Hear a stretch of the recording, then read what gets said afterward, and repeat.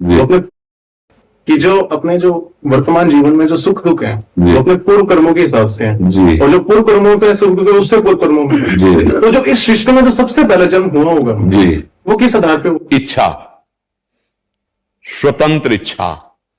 इच्छा का त्याग दो, अभी खत्म हो जाएगा तुम्हारा जन्म। इच्छा ही तुम्हें इस रूप में लाने की वृत्ति है। अगर इच्छा का त्याग हो जाए तो अभी जीवन मुक्त हो जाओ। सारी साधना इच्छा के त्याग की है। वेद कहता है एकोहम बहुश्यामहा, मैं एक बहुत रूपों में हो जाऊं। इसी इच्छा ने अपने को प्रकाशित कर दिया इसमें। हम तुम 100-200 नहीं हैं, ये घड़े हैं 100-200, इनमें एक प्रकाश है। जैसे 1 करोड़ घड़े रख देना तो 1 करोड़ सूर्य नहीं हो गए, सूर्य तो एक है, 1 करोड़ घड़े में प्रतिबिंब पड़ रहा है। ऐसे ही बच्चा हम तुम सब ये जितने हैं ना, इनमें एक बिजली चल रही है।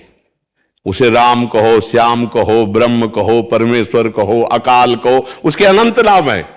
ना हम है ना तुम है।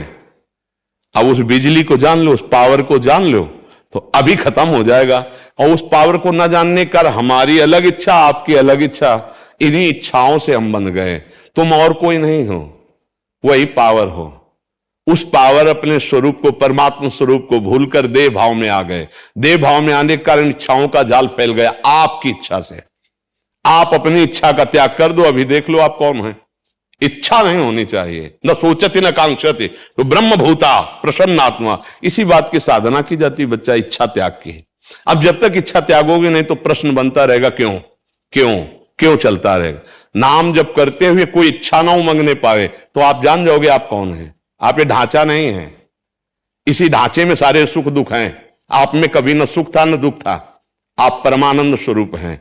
अब इस ढांचे का राग कैसे तू छूटेगा? उसी बात के लिए शरणागति होती, उसी के बाद ये साधना प्रारंभ होती। और बिना उसके तो क्यों में तुम्हारा चलता ही रहेगा, क्योंकि देह भाव में खड़े हो। तुम खड़े हो ना बच्चा देह भाव में, ईमानदारी से बताओ। तो बच्चा इस देह भाव से मुक्त नहीं होगे तब तक क्यों का उत्तर तुम्हें कैसे मिल सकता है? इसीलिए कहा जा रहा है नाम जप करो। नाम जब तुम्हारे उस संचित को, जो गोदाम जमा है कर्मों का, उसको भस्म करेगा। अभी अंतःकरण जो मलिन है इसको निर्मल करेगा। तो जो भाषा संत बोलते हैं वही आप बोलने लगेंगे। हम आपको सच्ची कहते हैं। हमारा ऐसा जिद्दी स्वभाव था कि अगर हमको इस मार्ग में अनुभव ना होता तो हम कह देते कि बचपन से लगे, लेकिन मामला, लेकिन तुम्हें पक्का कहते हैं।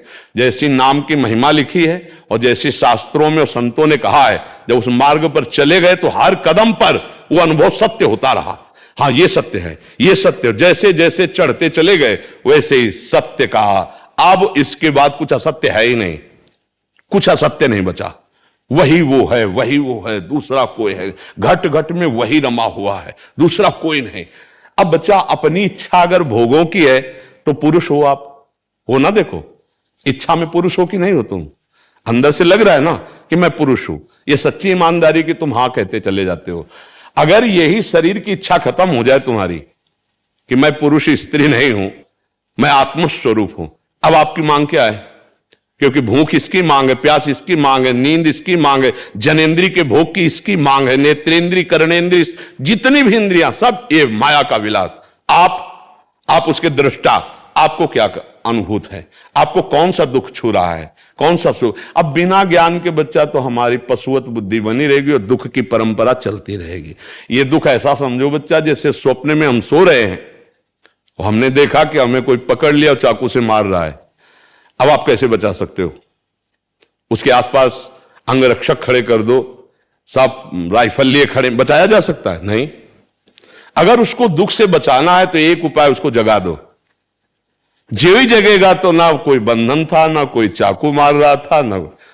तो बच्चा बिल्कुल ऐसे ही हम इस समय अज्ञान में स्थित हैं। यदि हमको ये पता है कि शरीर मैं हूं, ये घोर अज्ञान है। उमा कहूं मैं अनुभव अपना, सत हरि भजन और जगत सब सपना। अगर आप साधना नहीं करोगे तो आप कितने भी प्रश्न करते जाओ, उत्तर मिलते जाए, आप बिल्कुल नहीं समझ पाओगे।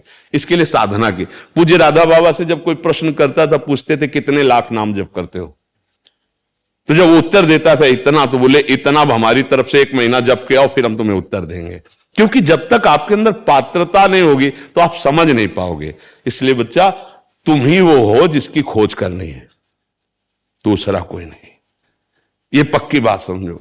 खोज करने चले थे और जब खोज हुई तो जिसकी खोज कर रहे थे खोजने वाला ही वही निकला, दूसरा कोई नहीं निकला। अब इस बात को समझ पाओ तो समझ पाओ, ना समझ पाओ तो बच्चा नाम जप करो, आगे समझ जाओगे।